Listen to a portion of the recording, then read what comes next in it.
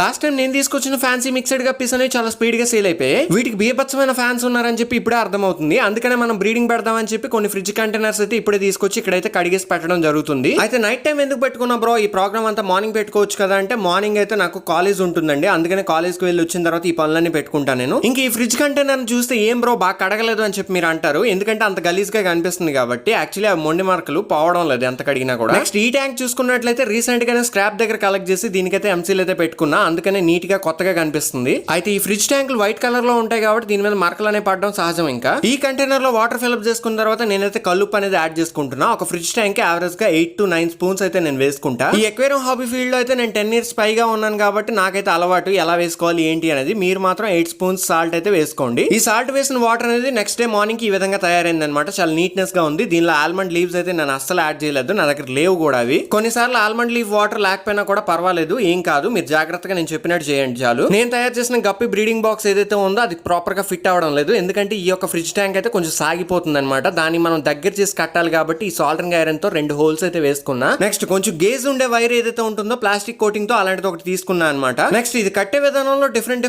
Types of methods ఉంటాయి అనమాట. ఒక్కొక్కరు ఒక్కొక్కలా కడుతూ ఉంటారు. ఇలాంటి ఫ్రిడ్జ్ బాక్స్ మీ దగ్గర కూడా ఉంటే, ఇలాంటి పరిస్థితి మీకు వస్తే ఇలా దగ్గరికి వేసి కట్టేసుకోండి నీట్ గా, ఏ ప్రాబ్లం రాదు. తర్వాత నాకు ఈ వైర్ కట్ చేయడానికి టూల్స్ ఏం లేదు, మన గ్లాస్ బ్రేకర్ ఏదైతే ఉంటుందో దాంతో జాగ్రత్తగా కట్ చేసేసా అనమాట. ఈ గేజ్ ఉండే వైర్ మాత్రం చాలా బాగుంది, చాలా నచ్చింది, ఎందుకంటే బాగా స్ట్రాంగ్ గా పట్టుకుంది అనమాట. ఇంకా ఇప్పుడు ఏదైతే ట్యాంక్ ఉందో ఆ ట్యాంక్ లో కొంచెం డస్ట్ అనేది పడింది, ఎందుకంటే సాల్డరింగ్ ఐరన్ తో మనం హోల్ చేసుకున్నాం కదా, అందుకని నెట్ తో మళ్ళీ తిప్పా దాని లోపల. ఇప్పుడు మనం తయారు చేసుకున్న బ్రీడింగ్ బాక్స్ ఏదైతే ఉందో ఇది ప్రాపర్ గా ఫిట్ అవుతుంది. మీరే చూడండి, జాగ్రత్తగా నేను సెట్ చేస్తాను అది. అసలు నాకు ఇదే ఐడియా రావడానికి మెయిన్ రీజన్ ఏంటంటే ఆ స్టిక్స్ అనేవి నా దగ్గర ఉన్నాయన్నమాట. వుడ్ స్టిక్స్ ఏవైతే ఉంటాయి అవి నా దగ్గర చాలా ఎక్కువ ఉన్నాయి. మా ఏరియాలో నాకైతే కార్పెంటర్స్ లో చాలా మంది ఫ్రెండ్స్ ఉన్నారనమాట. వాళ్ళ దగ్గర మిగిలిపోయిన వుడ్స్ ఏవైతే ఉంటాయి ఈ విధంగా కట్ చేసి నాకు తెచ్చి ఇచ్చేస్తూ ఉంటారు. నెక్స్ట్ ఈ ఫెవిక్విక్ గమ్ ఎందుకు తీసుకున్నా అంటే ఆ వుడ్ అనేది డిస్టర్బ్ అవ్వకుండా ఉండడానికి అనమాట. అంటే ఆ ఫ్రిడ్జ్ కి ఆ వుడ్ కి మధ్యలో ఉండే గ్యాప్ ఏదైతే ఉంటుందో దానికైతే ఈ గమ్ తో కవర్ చేస్తున్నా. ఏదైనా పెద్ద గాలి వేసినా లేకపోతే వర్షం గట్టిగా పడినా ఈ యొక్క స్టిక్స్ అనేవి డిస్టర్బ్ అయ్యి లోపల మునిగిపోకుండా, అందుకని ఈ విధంగా వేసుకున్న గమ్ అయితే. ఇంకా బ్రీడింగ్ సెటప్ అయిపోయిన తర్వాత దీనికి సంబంధించిన బ్రీడర్స్ ఏవైతే ఉన్నాయో దాన్ని అయితే మనం సెలెక్ట్ చేసుకోవాలి. అంటే దీనిలో డ్రాగన్ ప్యాటర్న్ ఏదైతే ఉంటుందో అవి అయితే చాలా మంది ఇష్టపడుతున్నారు కాబట్టి ఓన్లీ డ్రాగన్ ప్యాటర్న్స్ తో ఉన్నవి మాత్రమే సెపరేట్ చేసుకుని నేనైతే బ్రీడింగ్ పెట్టుకుంటా. ఈ గప్పీస్ లో ఫిమేల్స్ ఎక్కువ ఉన్నాయి, మేల్స్ ఏమో తక్కువ ఉన్నాయి. ఒక్క మేల్ మాత్రమే కనిపిస్తుంది కదా మీకు, ఆ ఒక్క మేల్ మాత్రం దీనిలో ఉంది. మళ్ళీ కొత్త స్టాక్ తెప్పిస్తే దీనిలో కొన్ని మేల్స్ అయితే యాడ్ చేయాలి. మనం స్టార్ట్ చేసింది ఫస్ట్ డే కాబట్టి ఈ రోజు అయితే కొన్ని బ్రీడర్స్ అయితే దీనిలో విడిచిపెట్టేసాం. ఆల్రెడీ బేబీస్ కూడా పెట్టడం స్టార్ట్ చేసింది. మీకు అసలు ఈ సెటప్ అనేది ఎంత వరకు నచ్చింది, ఇంకేమైనా మీ దగ్గర ఐడియాస్ ఉంటే తప్పకుండా కామెంట్ సెక్షన్ లో తెలియజేయండి. ఈ ట్యాంక్ లో సమ్ గప్పీ గ్రాస్ కూడా నేను యాడ్ చేసుకున్నాను. దాంట్లో కొన్ని పిల్లలు పుట్టాయన్నానే, ఆ పిల్లలు ఇదిగోండి నెక్స్ట్ డే కి ఇందులో అయితే వేసేసాను అనమాట. ఇది వేరే ట్యాంక్, ఓన్లీ బేబీస్ గ్రో అవడానికి. వీడియో నచ్చిందంటే నా ఎఫర్ట్స్ కి ఒక లైక్ ఇచ్చుకోండి. Thank you so much.